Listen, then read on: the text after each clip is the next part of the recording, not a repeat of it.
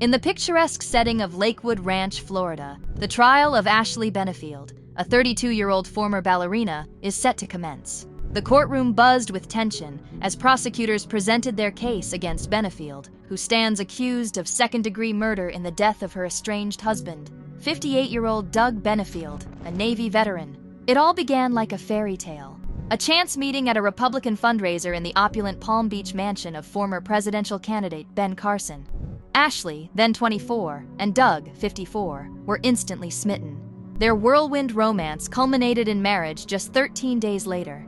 With Doug's financial backing, the couple embarked on an ambitious venture, the American National Ballet. But beneath the surface of this artistic endeavor, trouble was brewing.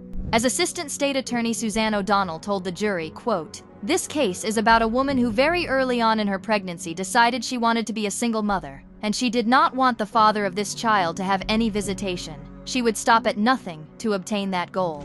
But the defense told a different story. Neil Taylor, Ashley's attorney, describes Doug as a disturbed man, manipulative, cunning, and abusive. He spoke of a man who fired guns to silence his wife, who tracked her movements, who viewed her as property, then proceeded to paint Doug as a predator who had successfully misrepresented himself to win Ashley's hand in marriage. Fast forward to Ashley's move to Florida, her accusations of emotional abuse, poisoning, and the custody battle that ensued. The prosecution argued that Ashley, determined to win the custody battle, at all costs, took Doug's life. The defense maintained it was an act of self-defense against a violent abuser. The courtroom watched intently as Ashley took the stand. Her voice trembled as she recounted the events of that day. She testified that she had been scared to death, believing he was going to kill her, feeling trapped with nowhere to go. She described Doug's face, red with anger, veins bulging, eyes black with rage. She recounted how he had started coming towards her, then lunged at her, prompting her to start pulling the trigger. Her words hung heavy in the air as she spoke. As the trial, dubbed the Black Swan murder trial, continued to unfold, the jury was left to untangle a web of conflicting narratives.